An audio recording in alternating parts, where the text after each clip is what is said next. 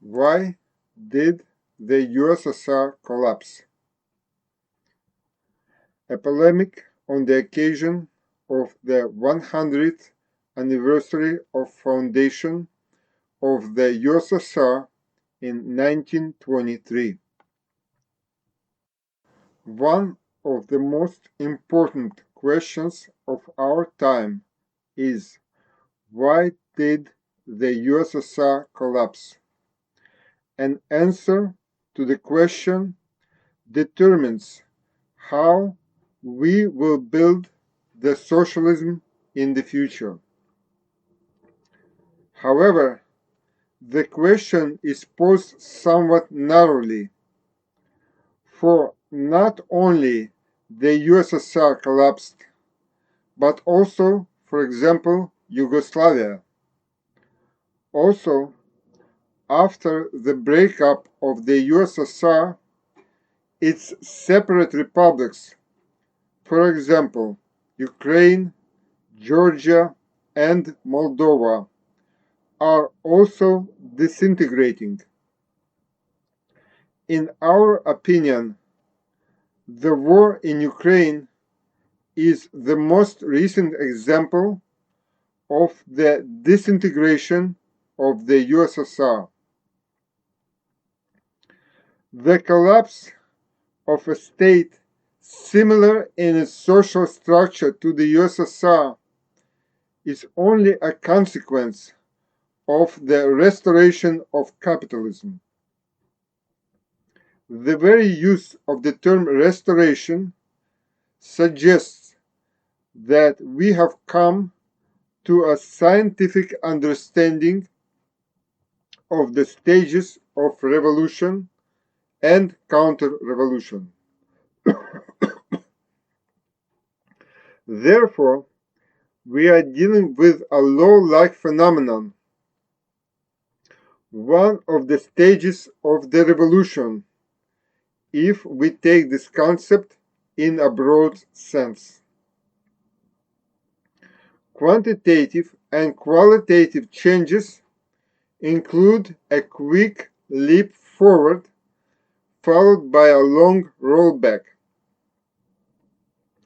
This must be followed again by a leap forward, as follows from such examples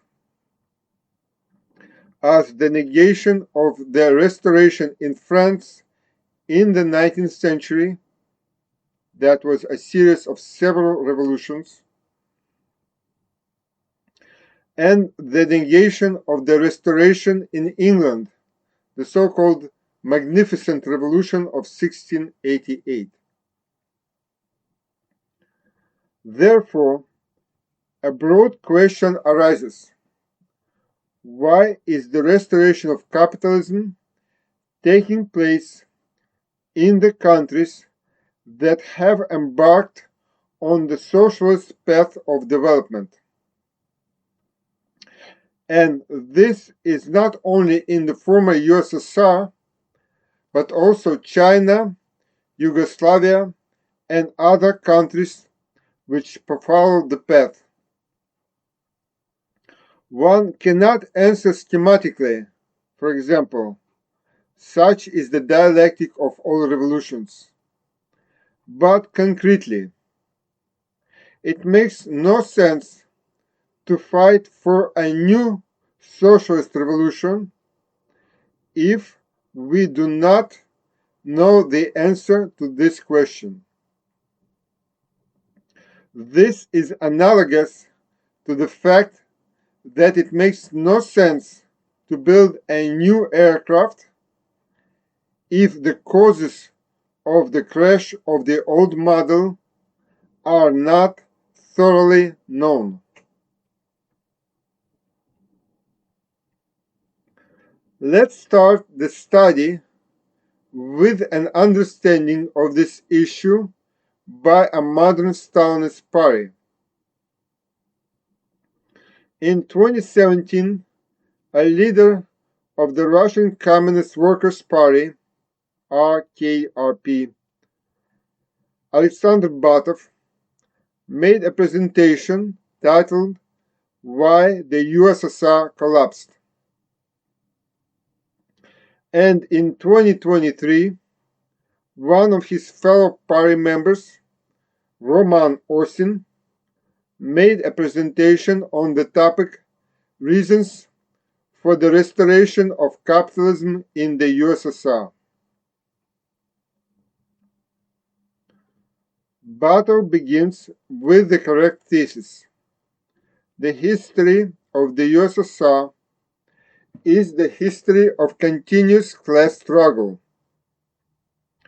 But it seems we have heard it somewhere before, for example, from the lips of the anarchist theoretician Vadim Damye.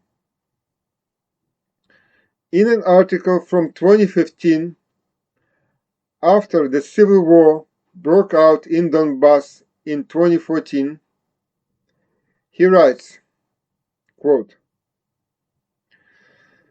"The real history of Ukraine since independence is the history of the ongoing struggle between these clans and economic elites. So, in separate republics of the former USSR, there is an ongoing struggle between individual clans and criminal groups. St. Petersburg Siloviki, for example, being one of them, and their representative is Vladimir Vladimirovich Putin.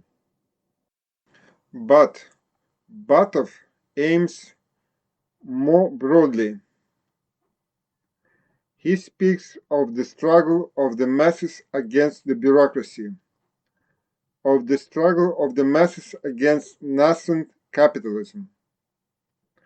Separate episodes of this struggle, often with a fatal outcome, are given in such books as Party or Mafia, A Stolen Republic by Ilya Zemtsov, published in 1976. I will cite one example from the book.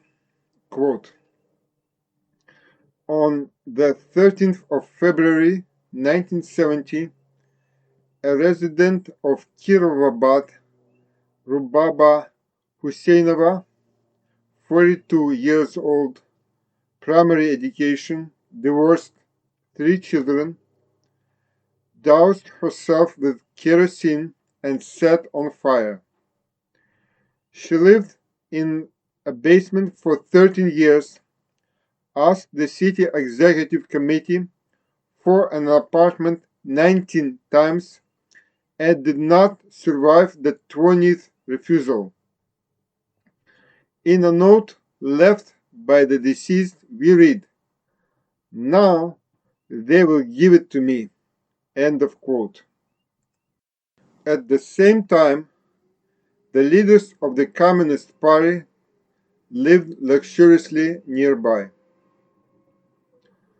Let us note for ourselves that the system of privileges for officials was started by Vladimir Lenin, who signed a decree on a special Kremlin dining room, received a luxurious Rolls-Royce car, and other benefits. Under Stalin, this whole group only added to its social weight, suppressing any protest from below. Let's look at how the current bosses live.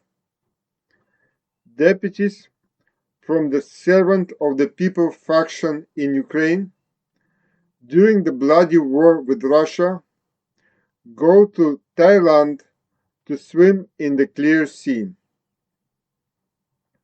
A female Ukrainian border guard travels to Paris to take pictures near the Eiffel Tower. Ukrainian customs officials drive Bentleys. At the same time, ordinary mothers from Transcarpathia, sea of corpses in white plastic bags on their last journey.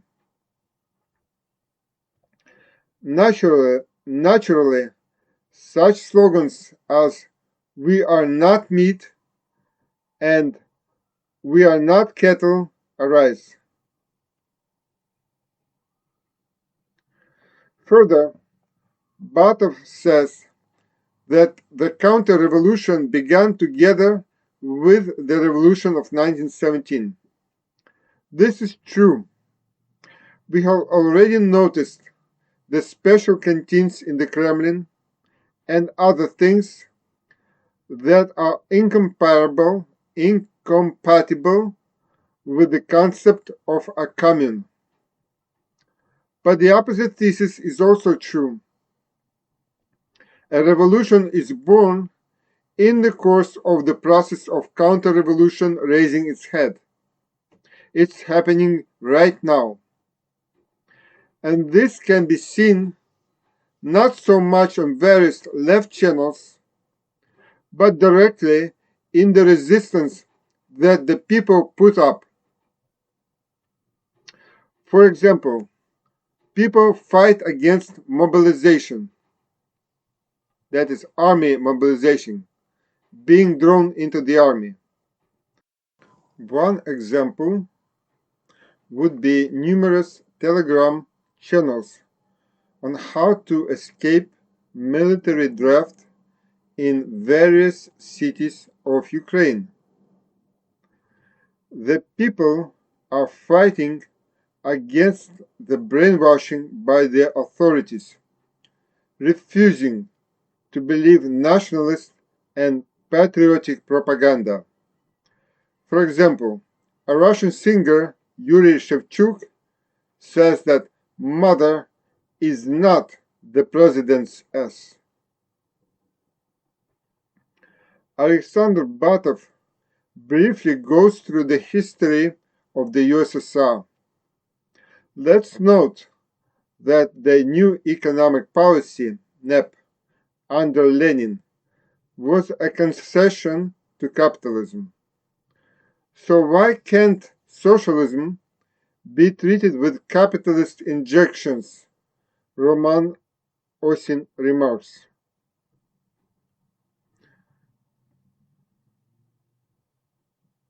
In our opinion, what is happening now is a huge capitalist injection, or rather a disease in full growth. And if the patient, that is the society, recovers after this, then it will have an enormous aversion to the nationalism which is being instilled now. The society will vomit from the very smell of capitalism. Whatever doesn't kill us makes us stronger.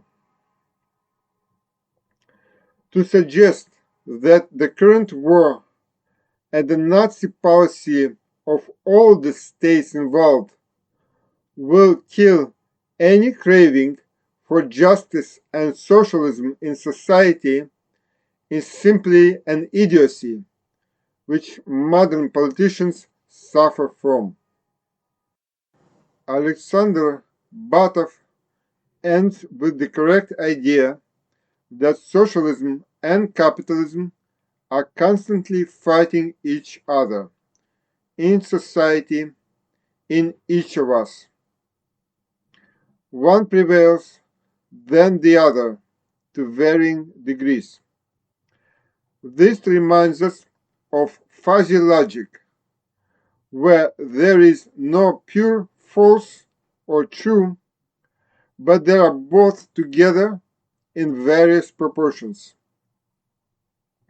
In fact, fuzzy logic, also known as quantum logic, is a modern form of dialectical logic.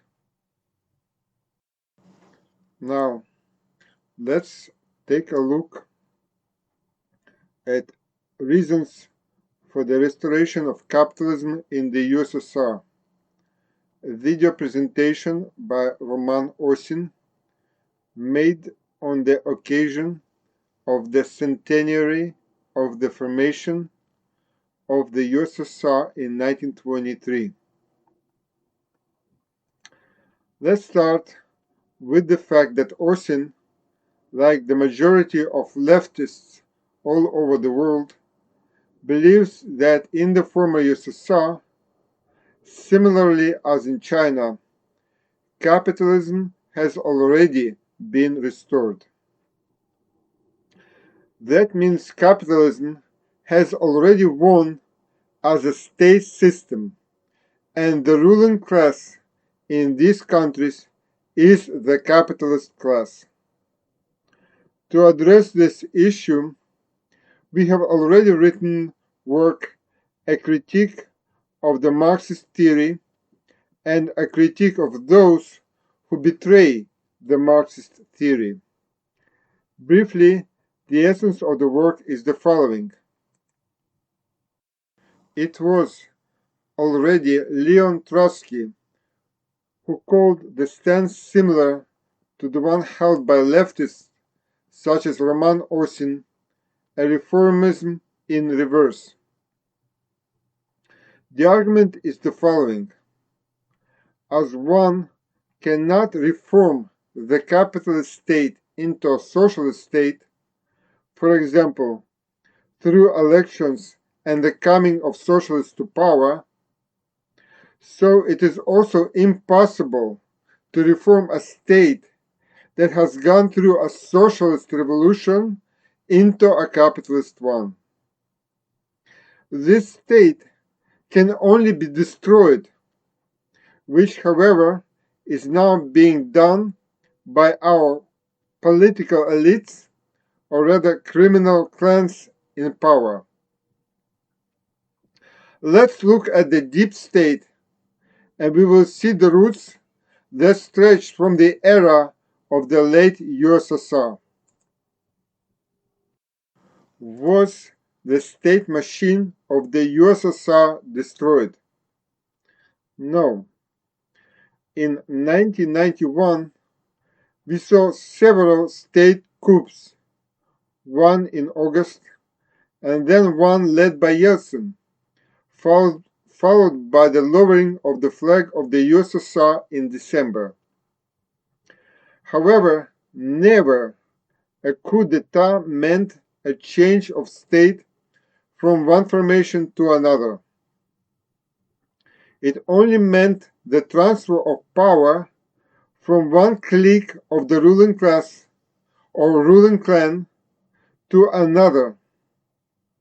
So, for example, in Russian history, there were many state coups, but it was always a transfer of power from one clique to another. The transfer of power in the USSR was almost always in essence a state coup. So Yeltsin voluntarily, quote-unquote, resigned on the New Year's Eve of 2000. Therefore, there is a choice. Either a person is a Marxist and adheres to the Marxist theory of the state, and therefore loudly declares that the state machine of the USSR was not destroyed during the events of 1991, and therefore the USSR continues to exist, albeit in a scattered form, quote-unquote scattered. Or the person is a mummer, that is, he or she declares that he or she is a Marxist, but in fact is not, because she or he does not apply the Marxist theory of the state in practice. Almost all modern Marxists can be placed in the second category. If there are lovers of formal logic, then this point of view was conveyed to them by Professor Marcel van der Linden in the book Western Marxism and the Soviet Union. This book raises the Russian question, that is, the question of the nature of social relations in the USSR. The conclusions are, quote, Principle 1. A violent proletarian revolution is a necessary condition for the founding of a workers' state. Principle 2.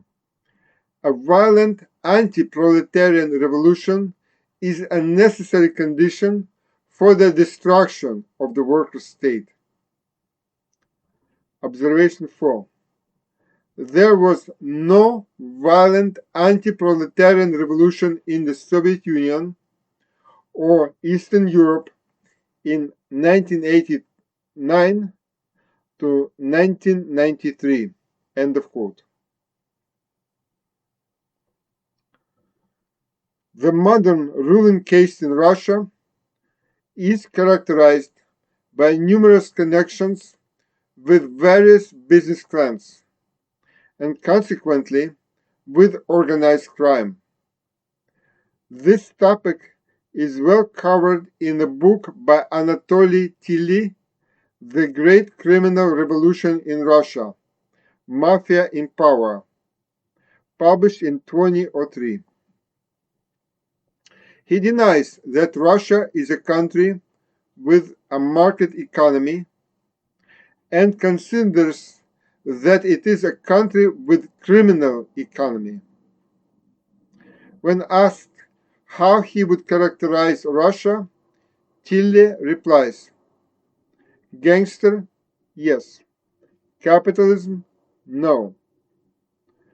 But he, of course, is not a Marxist like our faithful Leninists from the Russian Communist Workers' Party. Lurkmore's encyclopedia uses the following quote to characterize the current situation in Russia. Quote, if one could answer the question, what is being done in Russia these days, one would have to answer, they steal. We can also ask, who steals in the first place? The answer is the ruling caste, that is, the officials acting together with various gangsters and business groups. The conglomeration of these three groups is what Tilly calls mafia in Russia. But what does the boyish Lurkmore mean in comparison with the serious Marxism of the Russian Communist Workers' Party? Some left theoreticians, such as Alexander Tarasov in Russia, describe the current situation in Russia as, quote, state capitalism, end of quote, or they call it etatism. To this, Stankiewicz, alas, not a Marxist, answers, quote, they call this state of affairs state monopoly capitalism, pointing out that the capitalist monopolies are merging with the state and that this process is inevitable. However, I strongly disagree with such a cunning ploy. Even assuming the existence of such a process, it requires a condition, namely the existence of capitalist monopolies. But in Russia, which until 28 years ago was the Soviet Union, such enterprises could not appear in accordance with the Marxist description of the process of emergence of capitalism. All those enterprises that allegedly entered into an alliance with the state, in fact, were originally state-owned or near state. Such large corporations as Aeroflot, Gazprom, Sberbank, Rosneft, Transneft, etc. have never been capitalist. For example, Transneft is formally a public company, but 78% of its capital belongs to the state, and the chairman of the board of directors of the company is Minister of Energy Novak. End of quote. In other words, state monopolies are not capitalist enterprises, and those who call them such are only sophists. If you look at how large state-owned companies in Russia operate, and not soar in the clouds of Marxist theory, then you would see that profit is not their main goal of existence. These companies primarily carry out the Russian state policy in their respective areas. For example, in 2020, we read that Rosneft nationalized T&K BP, set the exchange rate of the dollar against the ruble, and pursued Russian policy towards Venezuela. This country owed Russia and Rosneft billions of dollars, but this money was not returned because this is required by the interests of Russia, as Russian officials, headed by Igor Sechin, understand them to be.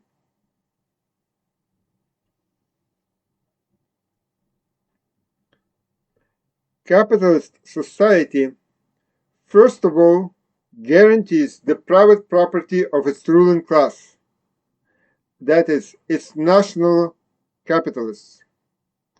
Hoffman, in the book Oligarchs, writes about Russia, quote, "No one is sure of his right to property and income."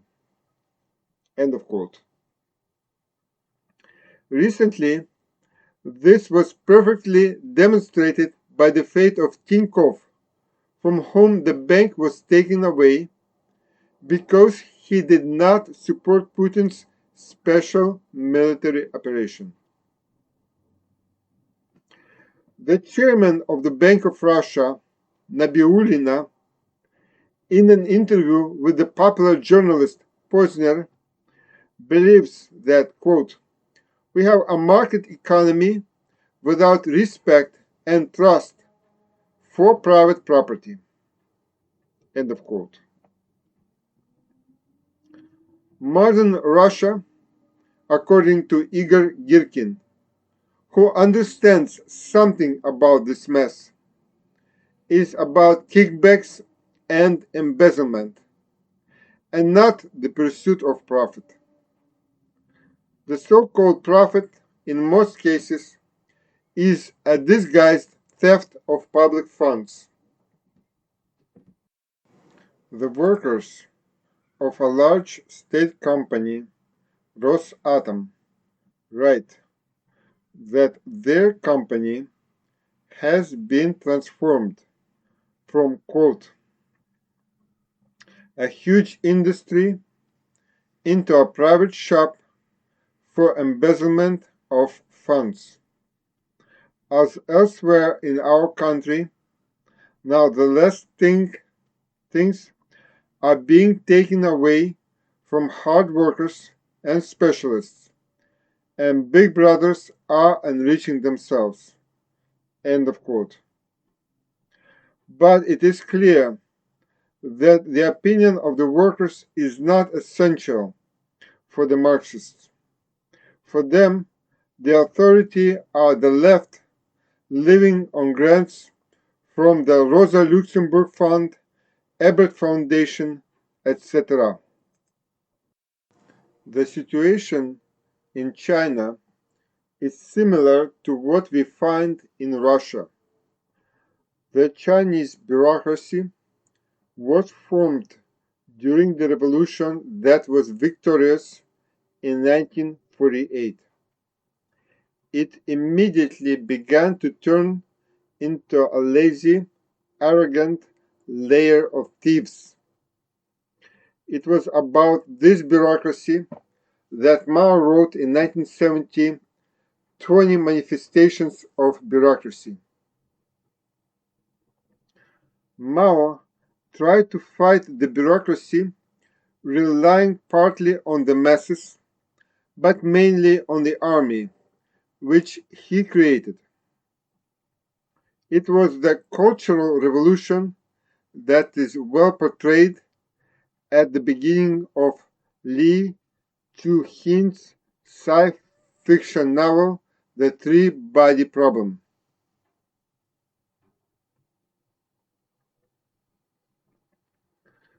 Reforms leading to the restoration of capitalism openly began to be carried out in the era of Deng Xiaoping, whom Mao repressed, but apparently not to the end.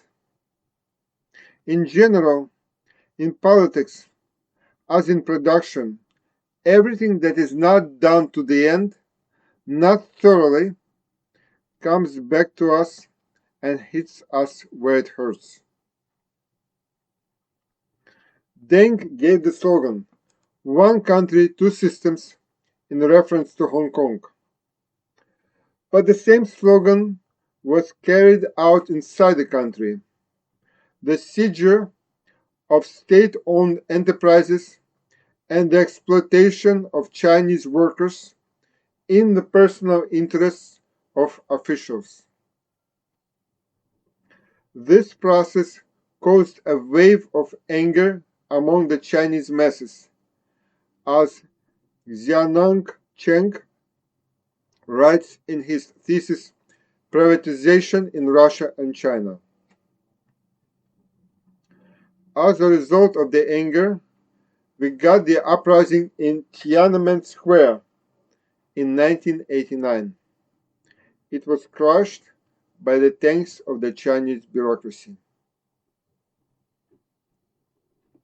The Chinese sociologist we cited above writes, quote, after price liberalization in November of 1993, the Chinese Communist Party announced that it would promote a socialist market economy.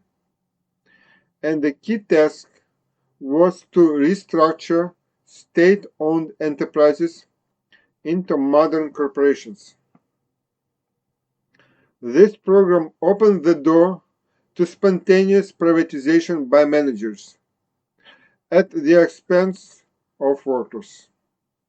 The Chinese regime must have viewed price liberalization as a test, since the high rise in prices in 1993 and 94 did not provoke a sharp social reaction. The regime soon moved on, laying off millions of workers from state-owned enterprises. End of quote. In the Chinese society, the relationship of good old boys network, or Guangxi, dominates.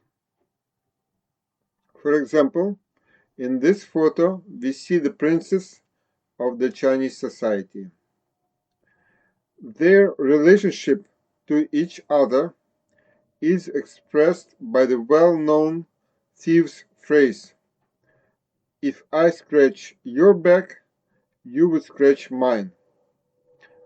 See Journal Foreign Policy from February 27, 2013 for details. Cheng, whom we quoted above, wrote a series of articles on the transition from socialism to capitalism in China in the American newspaper for the Chinese, the Epoch Times.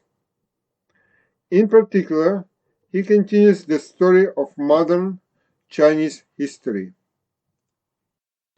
Quote, since the era of Deng Xiaoping, the Red regime and the capitalist system have shaken hands. Not only has the CCP allowed capitalism to develop, but the Communist Party elite has grown into Chinese richest and most powerful capitalists. End of quote. Quote, the CCP refuses to acknowledge the existence of a privatization policy. Although it has already happened, the CCP has never acknowledged that privatization ended more than a decade ago. The authorities covered up privatization with the term reform of enterprises, but deliberately avoiding talking about which system they aim their reforms at. End of quote. In general, such amorphous character is typical of all bureaucratic regimes, since they follow a zigzag policy with the ultimate goal of selling out their fatherland. They avoid stating the goal of their policy clearly. The Chinese Communist Party does not want to admit that it is leading the country towards capitalism. They keep talking about socialism with Chinese characteristics. In this, they behave similarly to those leftists who call the embezzlement of state enterprises in Russia capitalism with Russian characteristics. Both of them are lying. Cheng continues, quote, in the second half of 1997, in order to keep the banking system from collapsing, the government introduced a restructuring plan of state enterprises, namely privatization, to get rid of more than 10,000 state enterprises and their burden on the state. End of quote. Quote, the key issue in privatization was who will buy these state enterprises. Also, as in the case of Russia, the directors and managers of the Chinese state enterprises did not have millions or hundreds of millions in savings to acquire the business, and foreign capital played a minimal role in the privatization of the state enterprises. In this case, the Chinese managers of state enterprises have become new owners, mainly through illegal means. End of quote. In general, this is, quote, loan for share scheme, end of quote, in the Chinese way. Quote, the approach of the Chinese Communist Party was to order the managers of the state enterprises to get a bank loan and use the state enterprises as collateral for the purchase of the state property. Then they allowed the managers to re-register these enterprises in their name or the name of their family members. Then, as the owner of the business, they had to use the business funds to repay private loans. This kind of privatization of the state enterprises can be called public robbery and distribution of assets among managers, local government officials, and their children. In any case, the authorities cannot legitimately justify its predatory behavior. An open confession will lead to public anger. Therefore, the government does not allow local media to discuss privatization, and Chinese scholars are not allowed to investigate the privatization process. End of quote. The Chinese privatization policy was to, quote, let go of the small and hold on to the big, end of quote. The New York Times writes, quote, everyone agrees that China has a dual economy. On the one level, a robust and competitive private sector dominates such areas as factory-produced exports, clothing, and food. At higher levels, like finance, communications, transport, raw materials, and metals mining, the so-called commanding heights, the central government has the majority and control. End of quote. In Cheng's dissertation, we read, quote, full privatization of large state enterprises in China is rarely approved. Instead, most have various forms of ownership where the government holds the majority of the shares and also excludes controlling foreign investors. End of quote. This situation is similar to the one we have in Russia with respect to its state-owned companies. In China, as in any modern country, there is a struggle between the public and private sectors. The state sector often wins, since the state sector is not controlled by the capitalists, as in the United States, for example, but by clans of bureaucracy. For example, quote, take passenger airlines. 6 years ago, the central government invited private investors to enter this business. By 2006, there were 8 private carriers that compete with 3 state-owned companies, Air China, China Southern, and China Eastern. State-owned companies immediately launched a price war. The state monopoly that supplies aircraft fuel has refused to provide services to private carriers on the same favorable terms as those offered to the big 3. China's booking system, now owned in part by the 3 state-owned airlines, has refused to book flights for private competitors. And when mismanagement and the economic crisis of 2008 brought the 3 big ones into financial trouble, the central government bought shares to help them, about $1 billion for China Eastern, $430 million for China Southern, and $220 million for Air China. End of quote.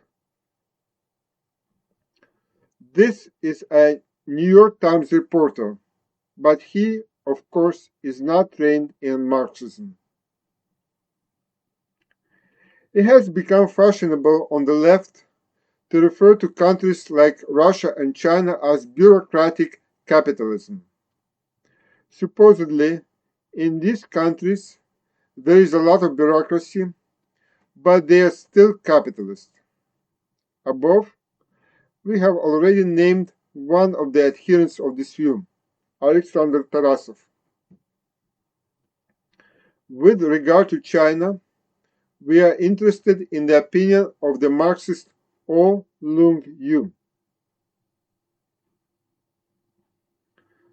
For our Chinese Marxists, bureaucratic capitalism means, quote, the use of political power for private monetary acquisition through capitalist or pseudo-capitalist methods of economic activity, end of quote.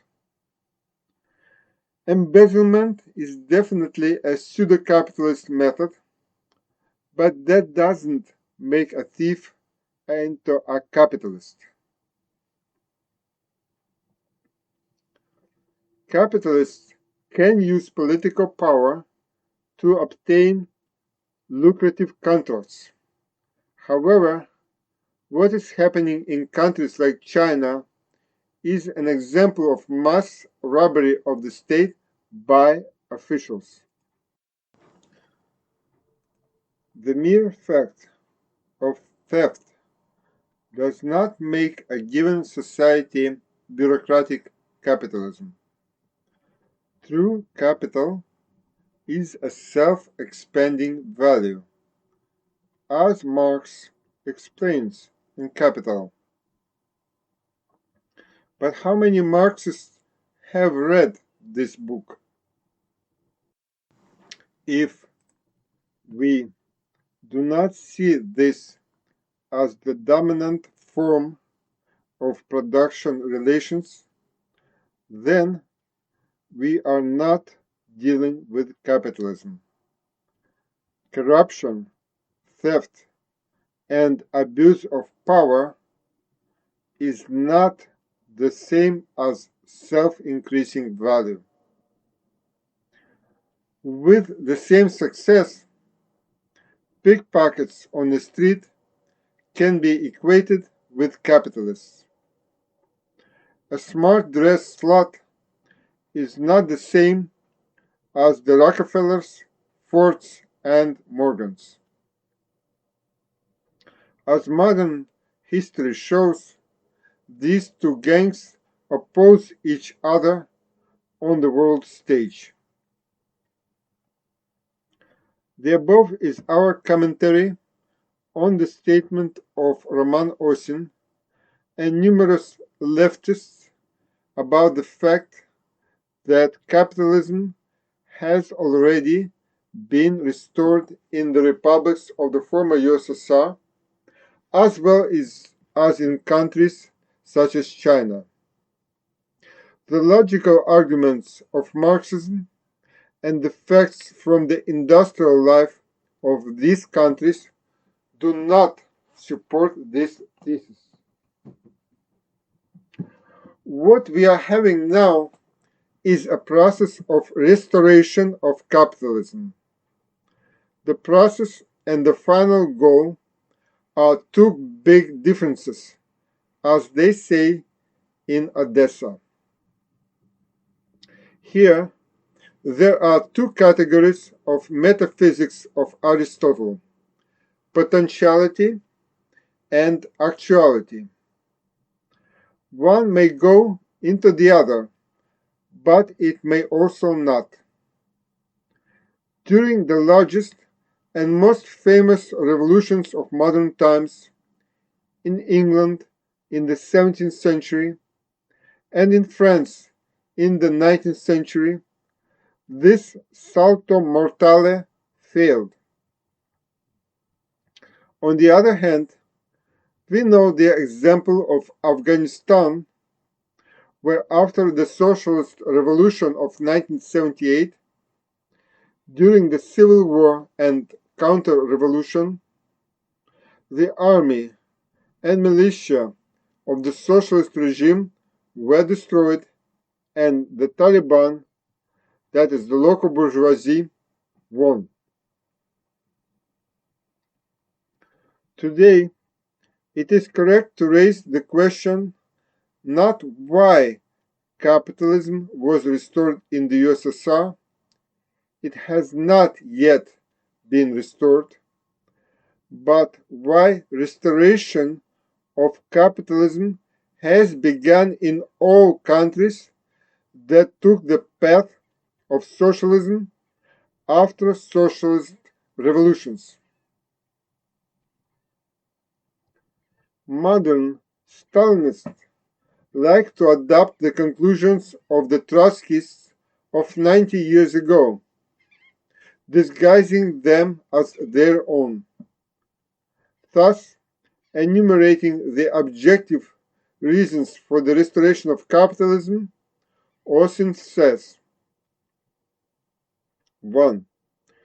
The USSR is a backward country in terms of its productive forces, and consequently, the mentality of the vast majority of the population.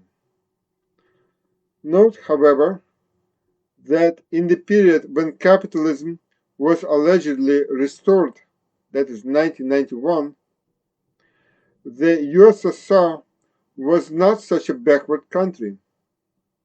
Recall the song of Yuri Visbor of 1963, called The Story of the Technologist Petukhov, and we quote from the song: "But I say we are making rockets, and they have blocked the Yenisei, that is the river. And also, in the field of ballet, we are ahead, I say, of the whole planet." 2. As the second factor for restoration of capitalism, Osin points to, quote, "the defeat of the world revolution," end of quote. This is generally charming for Stalinists, because their true theory, at least if you read Comrade Stalin, is the theory of socialism in a single country. It was precisely these considerations that dictated, for example, the surrender of Spain to bourgeois politicians, allegedly in the interests of an alliance between the USSR and Britain and France before the World War.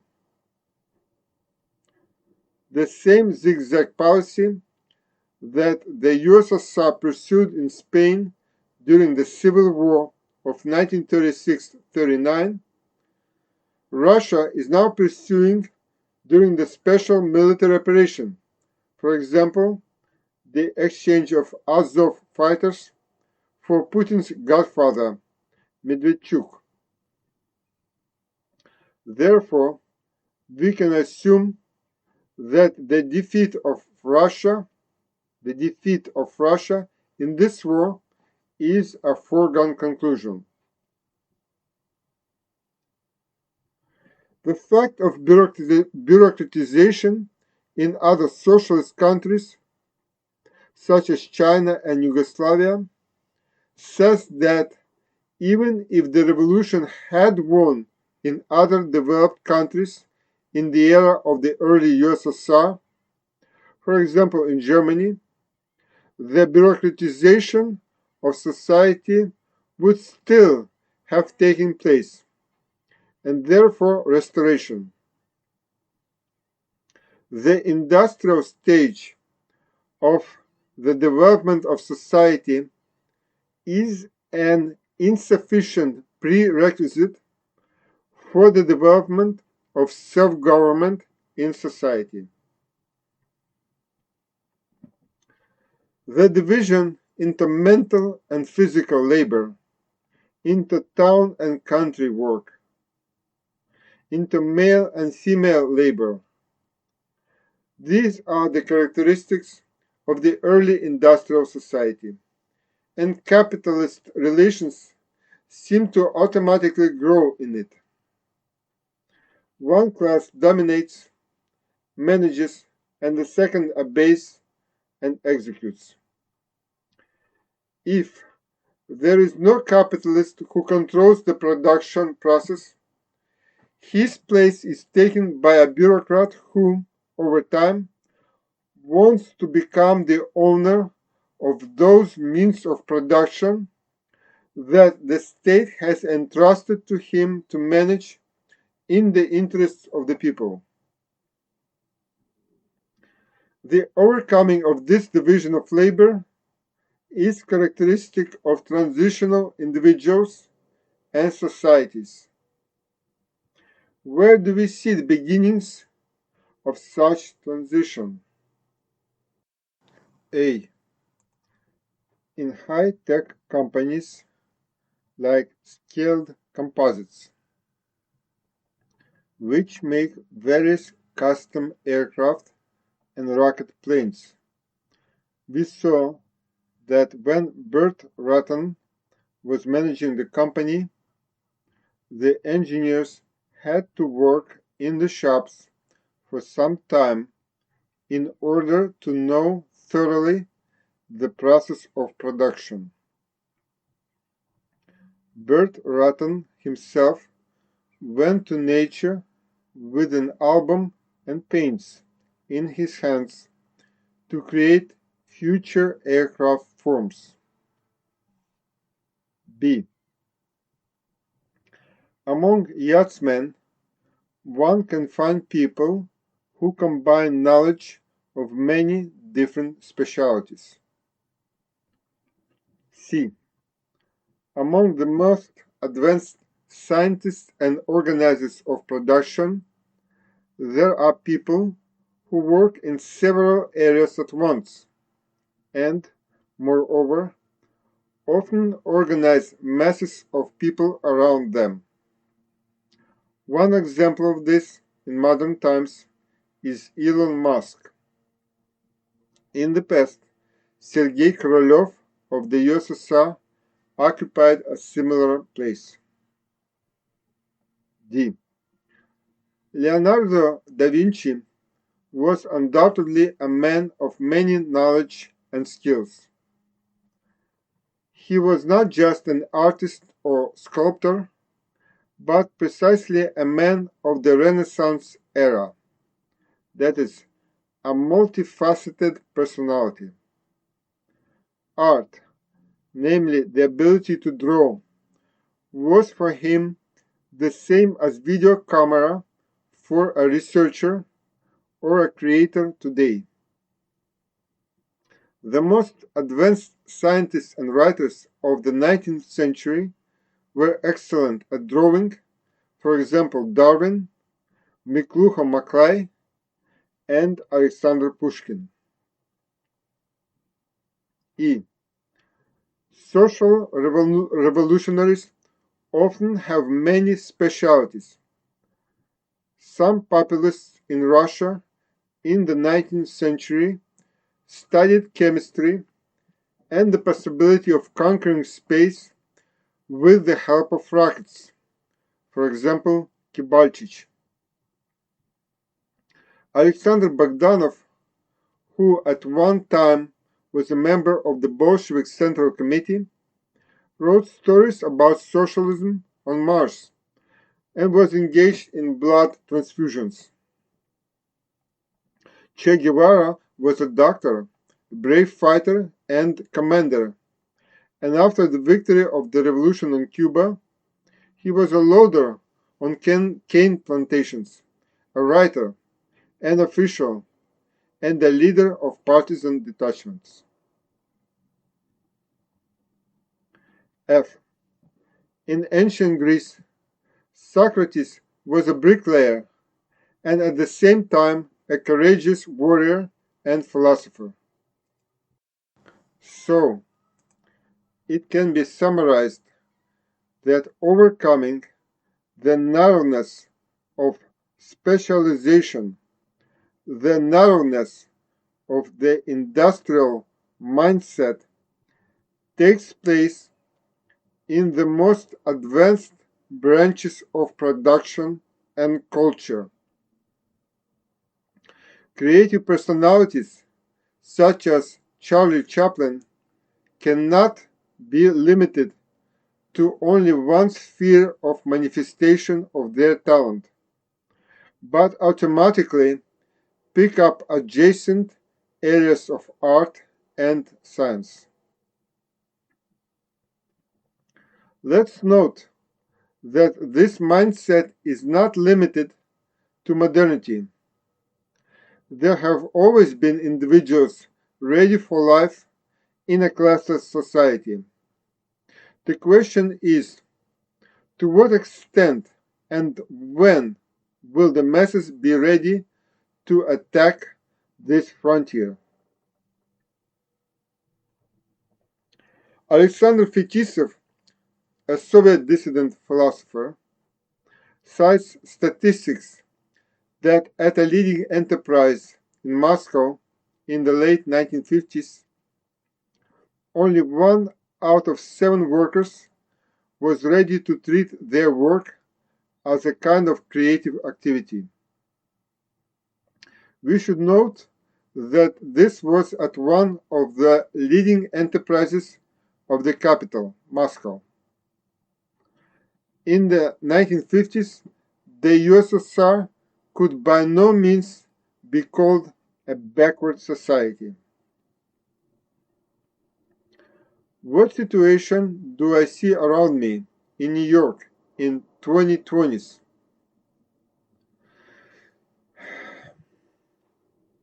Most teachers go to work just for money. Creativity, the opportunity to learn together with the students, does not affect them. Of all the people I personally know, perhaps only the headmistress of the school is interested in learning.